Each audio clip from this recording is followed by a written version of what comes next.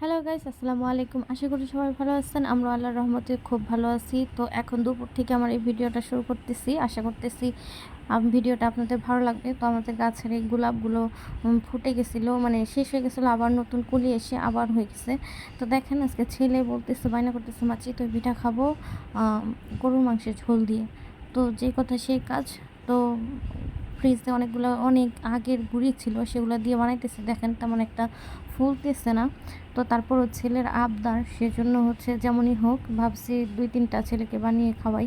তো যে ও কখনোই কিছু খাইতে চায় না, তো যেহেতু আজকে মুখ ফুটে বলছে, সেজন্য আমি তাড়াতাড়ি করে বানাইতে চলে আসলাম।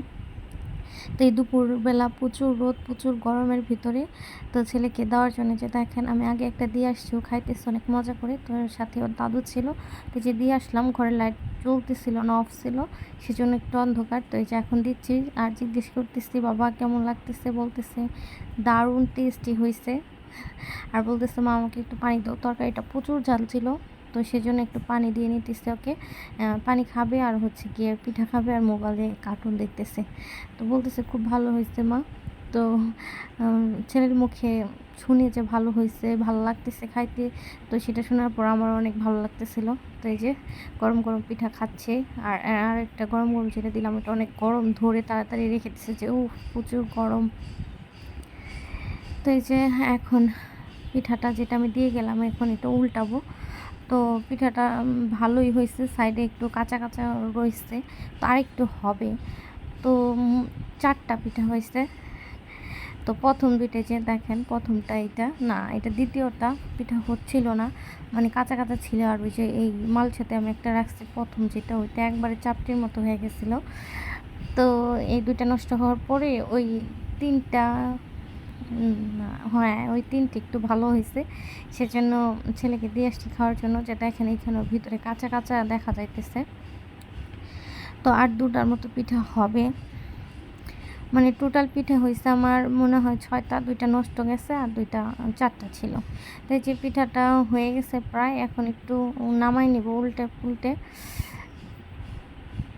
তো যে পিঠাটা আমি এখন ঢাকনা খুলে নিতেছি। দেখেন সাইড দিয়ে মাঝখানে একটু ফুলছে, কিন্তু সাইড দিয়ে যে দেখাইতেছি আমি হাত দিয়ে, যেটা ভালো মতো ফুলে নাই। তো পিঠাটা হয়ে গেছে, এখন এটা আমি উঠাই নিব। আর একা দিয়ে ভিডিও করা, একা দিয়ে হচ্ছে কাজ করা খুবই প্রবলেমের। তো আমার যে ভিডিও করার স্ট্যান্ডটা ছিল, সেটাও হচ্ছে গিয়ে আমি বুঝলাম না কি জন্য নষ্ট করে ফেলছে বা ভেঙে ফেলছে। যেখানে মোবাইলটা আমি রাখি, সেই মোবাইল রাখার জায়গাটাই ভেঙে ফেলছে। তাই যে আমার পিঠাটা হয়ে গেছে, এখন আমি আরেকটা পিঠা দিয়ে দিব চুলাতে। তো পাতিলটা আগে ভালো করে পরিষ্কার করে নিতে হবে, নাহলে পিঠা নিচে লেগে যাবে। তো আমার ছেলে কখনো কোনো কিছুর আবদার করে নাই, প্রথম খাওয়ার কোনো জিনিস আবদার করলো, তো বলল, তো আমি সেটা না করে দিয়ে থাকি কিভাবে বলেন। এই যে আরেকটা পিঠা আমি সুন্দর মতো পিঠা পাতিলে দিয়ে দিলাম। এটা আমাদের ঢাকার এই পাতিলে, ঢাকার মানুষ এই মাটির পাতিলে, আমার বাবার বাড়ির এলাকার মানুষ এই পাতিলে পিঠা বানায়। তো যে দেখো, তারপর হচ্ছে বিকেলবেলা একটু ছেলেকে আম কেটে দিলাম। ছেলে আমেরও বায়না করছিল যে মা আম খাবো, তো ঘরে ছিল না, সেজন্য আজকে এনে কেটে সুন্দর করে পিস পিস করে দিছি। কিন্তু আমার ছেলে মন ভরে খেতে পারেনি, এটা একটা কষ্ট। কারণ ওর কাছে নাকি কেমন লাগছে, একটা খাইছে আর একটা বলে কেমন একটু ঝাঁঝ ঝাঁঝ থাকে না অনেক আমে, সেরকম ছিল। ছেলেকে জিজ্ঞেস করতেছি যে কেমন, বলতেছে যে মা ভালো। তো ও অনেক লজ্জা পায়, আর হচ্ছে গিয়ে যখন মানে কথা বলা স্টার্ট করে তখন আর থামে না, আর যখন না বলে ডাকলেও শুনে না। এই হচ্ছে ওর মানে কাজ। আর সারাদিন হচ্ছে মানে কোনো বাহিরের বাচ্চাদের সাথে মিশে না, তো একা একা ঘরে থাকে, তাই মোবাইলের প্রতি একটু আসক্ত বেশি।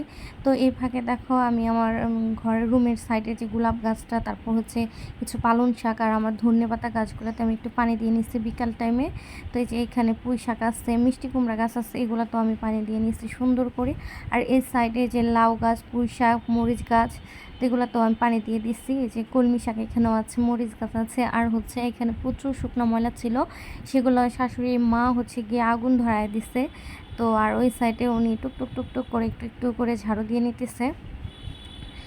তো এই যে এটা আমাদের সবজি বাগান ছোটোখাটো, মানে শাক হলে শখ করেই করা হয়েছে যে শাক পাতা যা হয় এগুলো খাওয়া যায়, নিজের বলে কথা যে নিজের কষ্টের মানে নিজের হাতের বোনা সবজি খাওয়ার মজাই অন্যরকম।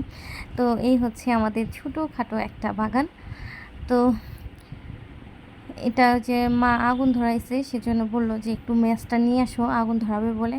তো আমি গ্যাস ম্যাচটা নিয়ে আসলাম, আর আমি এখন রান্না করতেছি ভাত।